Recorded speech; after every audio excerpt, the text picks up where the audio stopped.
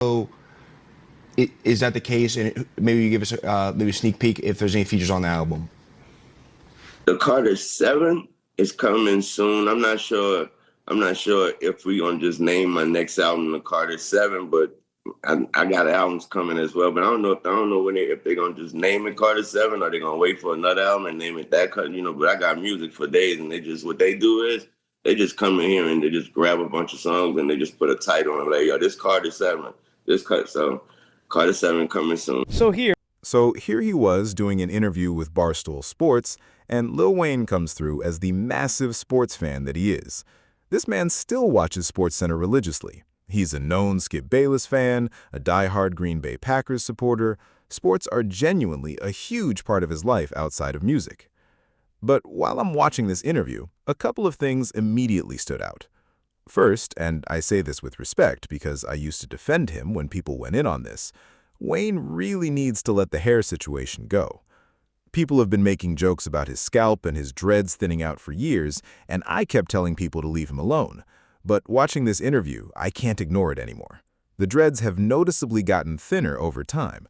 If they were once an inch and a half in diameter, they look closer to half that now. How that happens, I genuinely don't know. But he does appear to be in decent physical shape overall, so that's something.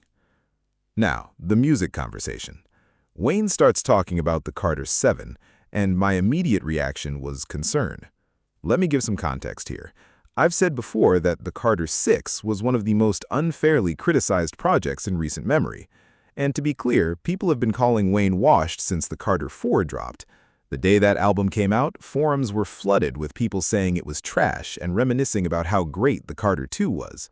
Go look up the archives, those posts still exist. People weren't rocking with it initially. But now, most people agree the Carter 4 was a solid project. The Carter 5, I called that a classic.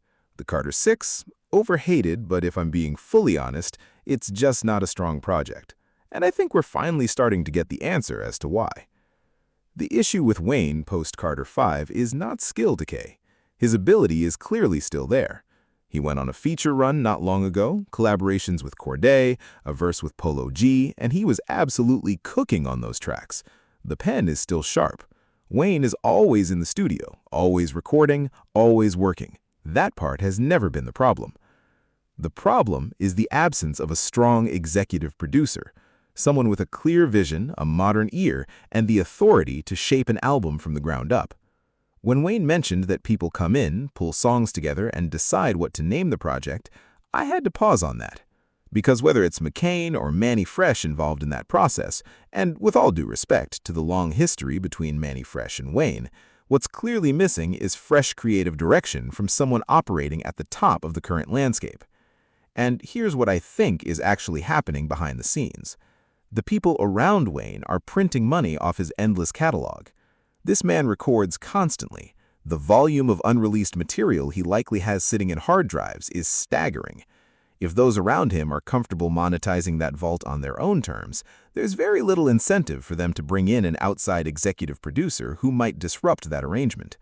Because a real executive producer would come in and say, forget all of these archived recordings, we're building this from scratch.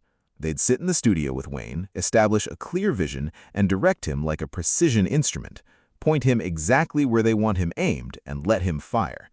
And Wayne can absolutely fire. That's never been in question. But right now, the people around him seem to be picking up whatever he already laid down on his own and packaging it as finished work, slapping the Carter name on it because that brand still moves numbers, and collecting the bag. Meanwhile, Wayne's kids are appearing on these projects, and honestly, they need to earn that placement. That's not something that should be handed to them. And the streaming numbers on the Carter 6 tell the real story. A year after release, most of those songs haven't crossed 5 million streams. There are a couple of standout moments. The intro track and the Big X the Plug feature were highlights, but overall, those numbers are far below what a Lil Wayne project should be generating. Most of those songs should be sitting above 10 million by now. That's not a win. Recording and just putting it out. And you don't know what the next title's gonna be. You have no control. You are a legend, man.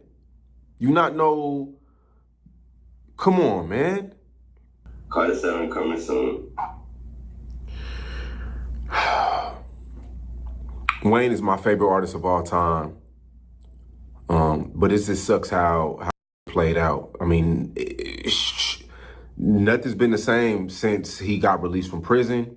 And I loved Underground Wayne. I wasn't never too much of a fan of commercial Wayne, but if you know, the drought is over too. Um, man, the drought 3, Louisianimal. Oh man, all his underground that didn't come out that got leaked. The original Carter 3, prefix, suffix, the dedications 1 and 2, maybe 3. Those are my favorite Waynes. Carter 1, Carter 2, Carter 2, Carter 3, Carter 4 was Carter 4 was iffy. Now, when Sean says Wayne's heart isn't in it anymore, I have to respectfully push back on that. I don't think that's the right read at all. Wayne's heart has always been in the actual craft of recording, the writing, the booth, the process of making the music itself, and the evidence is right there in how he responds emotionally to being overlooked. He was visibly hurt about not being selected to perform at the Super Bowl when it was held in New Orleans, his home. He's openly expressed frustration about Grammy nominations and feeling like he needs to work harder to get that recognition. A person who is mentally checked out of the game doesn't react that way. Someone who no longer cares doesn't feel that kind of sting. Wayne has always been in love with the creative process. The job of taking what he creates and shaping it into a cohesive, well-marketed project, that was always supposed to be someone else's responsibility. That separation is important to understand, and it explains how he was able to go back and completely re-record the Carter 3 from scratch after the original version leaked and still deliver a classic. He was an absolute machine during that era. If you watch the documentary, you already know exactly what that looked like up close. And I partially agree with Sean when he brings up the mixtape Wayne era. Though for me personally, mixtape Wayne and mainstream album Wayne are two sides of the same coin that I appreciate equally. They're not the same experience, but I don't rank one above the other. What's also worth pointing out is that Wayne was already wealthy well before the mixtape run peaked. He had been rich for years by that point. If his passion for the music had been fading, we would have seen that reflected in the quality during that period. Instead, we got the best rapper alive era, one of the most dominant stretches any rapper has ever put together. That level of output doesn't come from someone going through the motions. Now, yes, age is a factor, and his history of drug use has taken a toll that has to be acknowledged honestly. Those things are real. But in terms of desire and love for the craft, I still believe that fire is there. The Free Wheezy album deserves a mention here too. That project was genuinely solid and significantly underrated. The problem was the rollout.